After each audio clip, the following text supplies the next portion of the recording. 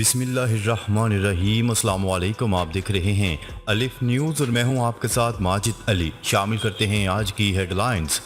پاکستان کی دفاعی صلاحیت میں اضافہ، پاکستان نے دشمن کی نیندیں حرام کر دینے والے میزائل کا کامیاب تجربہ کر لیا۔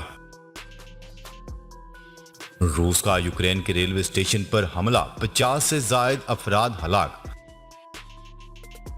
عراق میں امریکی فوجیوں کی قیادت کے حامل ایئر بیس پر راکٹ حملہ۔ امریکہ نے وزیر اعظم عمران خان کے الزامات کو ایک مرتبہ پھر مسترد کر دیا۔ امریکی ایوان نمائندگان کی اسپیکر نینسی پیلوسی کے متوقع دورہ تائیوان پر چین نے امریکہ کو خبردار کر دیا۔ لبنان کا سفارتی بائیکاٹ ختم، سعودی عرب اور کویت کی وزارت خارجہ نے لبنان میں اپنے سفیر دوبارہ بھیجنے کا اعلان کر دیا۔ لداخ میں چینی ہیکرز بھارتی پاور گریڈ کو نشانہ بناتے رہے، امریکہ کا دعویٰ۔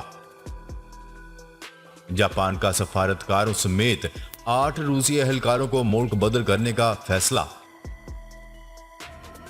اس سال 10 لاکھ مقامی اور غیر ملکی افراد حج کا فریضہ ادا کر سکیں گے، سعودی حکومت کا اعلان۔ پاکستان اور عالمی منظرنامے سے باخبر رہنے کے لیے الف نیوز کو سبسکرائب کر لیں اور بیل آئیکن کو کلک کرنا نہ بھولیے گا۔ ناظرین، اپنی آراء کا اظہار کمنٹ سیکشن میں لازمی کیجیے گا۔ ہیڈ لائنز آپ نے جانی، اب بڑھتے ہیں خبروں کی تفصیلات کی طرف۔ پاکستان کا شاہین 3 میزائل کا کامیاب تجربہ۔ پاکستان نے زمین سے زمین تک مار کرنے والے بیلسٹک میزائل شاہین 3 کا کامیاب تجربہ کر لیا۔ پاک فوج کے شعبہ تعلقات عامہ ISPR کے مطابق شاہین 3 کے تجربے کا مقصد ڈیزائن میں تبدیلیوں کا جائزہ لینا تھا۔ شاہین 3 زمین سے زمین پر مار کرنے کی مکمل صلاحیت رکھتا ہے۔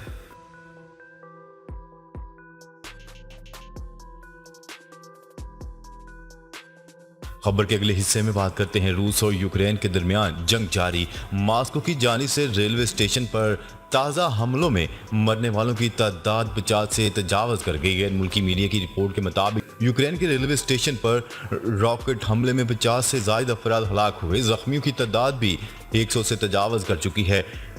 ادھر یوکرینی فورسز نے شمالی مشرقی علاقے اسیمی کا کنٹرول حاصل کر لیا۔ گورنر نے اپیل کی ہے کہ بارودی سرنگوں کے خاتمے تک شہری واپس نہ آئے۔ شہر ماریوپول میں بھی روس اور یوکرینی فورسز میں شدید لڑائی جاری ہے۔ ماریوپول میئر کے مطابق جنگ میں 5000 سے زائد شہری ہلاک اور 70% عمارتیں تباہ ہو چکی ہیں۔ دوسری جانب سلوواکیہ کے وزیر اعظم نے کہا ہے کہ یوکرین کو S-300 میزائل دفاعی نظام دے دیا ہے۔ دفاعی نظام یوکرین کو روسی میزائلوں سے بچائے گا، جبکہ آسٹریلیا نے یوکرین کے لیے بختربند گاڑیوں کی پہلی کھیپ روانہ کر دی، جس میں 3 بختربند گاڑیاں اور 1 ایمبولینس شامل ہے۔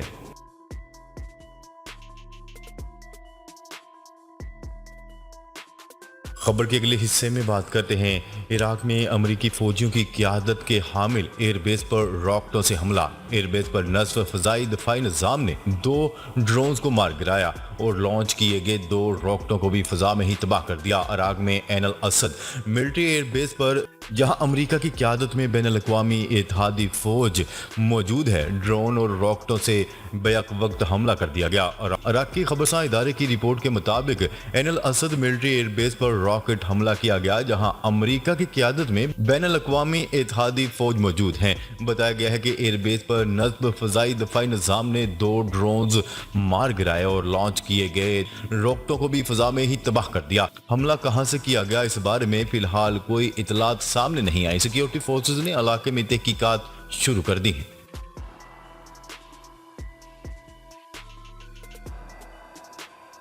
خبر کے اگلے حصے میں بات کرتے ہیں امریکہ نے وزیر اعظم عمران خان کے الزامات کو ایک مرتبہ پھر مسترد کر دیا۔ امریکہ کو دھمکی آمیز پیغام بھیجنے کے معاملے پر امریکی محکمہ خارجہ نے عمران خان کے الزامات کو ایک بار پھر مسترد کرتے ہوئے کہا ہے کہ ان الزامات میں قطعی کوئی صداقت نہیں۔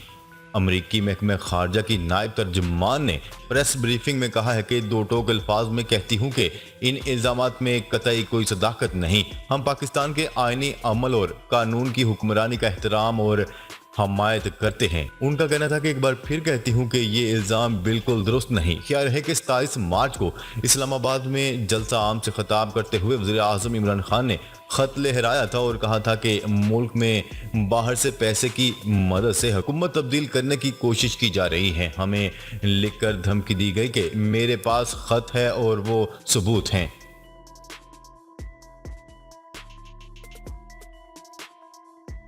خبر کے اگلے حصے میں بات کرتے ہیں۔ امریکی ایوان نمائندگان کی اسپیکر نینسی پیلوسی کے متوقع دورے کی میڈیا کے بعد چین نے امریکہ کو خبردار کر دیا کہ اگر وہ تائیوان کا دورہ کرتی ہیں تو سخت اقدامات اٹھائے جائیں گے۔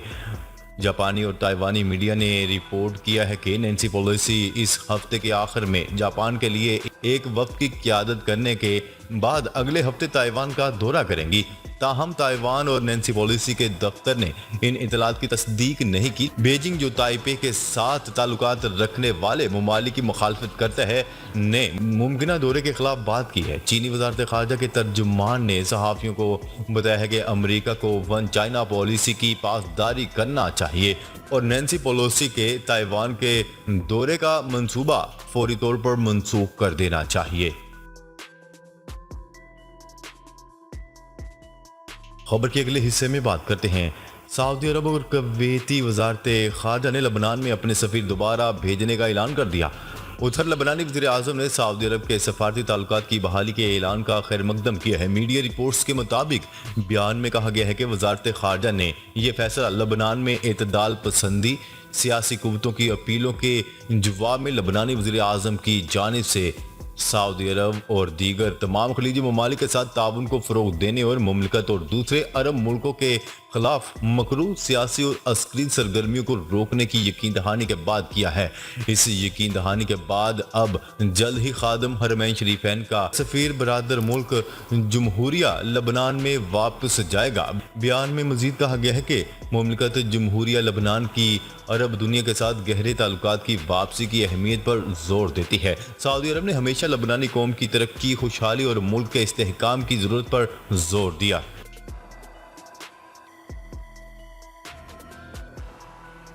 خبر کے اگلے حصے میں بات کرتے ہیں۔ سائبر سیکیورٹی سے متعلق ایک امریکی ادارے ریکارڈڈ فیوچر نے دعویٰ کیا ہے کہ خطہ لداخ میں بعض چینی ہیکرز بھارتی پاور گرڈ کو نشانہ بناتے رہے ہیں۔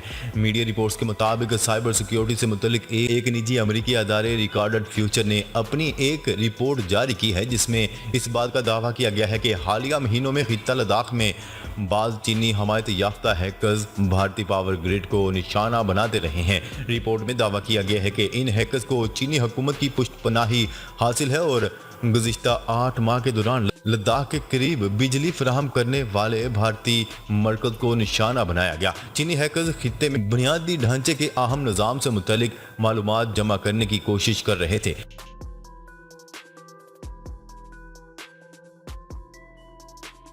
خبر کے اگلے حصے میں بات کرتے ہیں۔ جاپان کا سفارتکاروں سمیت 8 روسی اہلکاروں کو ملک بدر کرنے کا فیصلہ۔ جاپان نے سفارتکاروں سمیت 8 روسی اہلکاروں کو ملک بدر کرنے کا فیصلہ کیا ہے۔ یہ فیصلہ ایسے وقت میں کیا گیا جب جاپان روس پر دباؤ بڑھانے کے لیے امریکہ اور یورپی ملک کے ساتھ مل کر کام کر رہا ہے۔ وزارت خارجہ کے ترجمان نے جمعے کو کہا ہے کہ ملک کے جامع فیصلے کے نتیجے میں ہم نے جاپان میں روسی سفارت خانے سے اس کے 8 سفارتکاروں اور روسی فیڈریشن کے تجارتی نمائندے کے دفتر کے اہلکار کو ملک چھوڑنے کا حکم جاری کر دیا ہے۔ ترجمان نے کہا ہے کہ ملک میں روس کے سفیر کو ہمارے نائب وزیر خارجہ کے ساتھ ملاقات میں فیصلے سے آگاہ کر دیا گیا ہے۔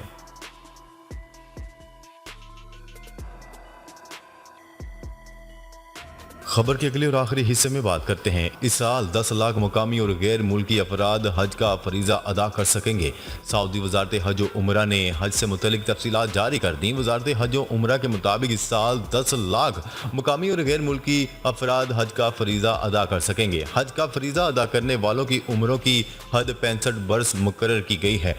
سعودی وزارت صحت کی منظور شدہ کرونا ویکسین لگوانا لازمی ہوگی۔ حج کی سعادت حاصل کرنے کے لیے سعودی عرب پہنچنے والوں کے لیے 72 گھنٹے قبل PCR رپورٹ کا منفی آنا بھی لازم ہوگا۔ ناظرین، اب تک کے لیے اتنا ہی۔ مزید خبریں لے کر بہت جلد آپ کی خدمت میں حاضر ہوں گے۔ تب تک کے لیے اپنا خیال رکھیے گا۔ اللہ نگہبان۔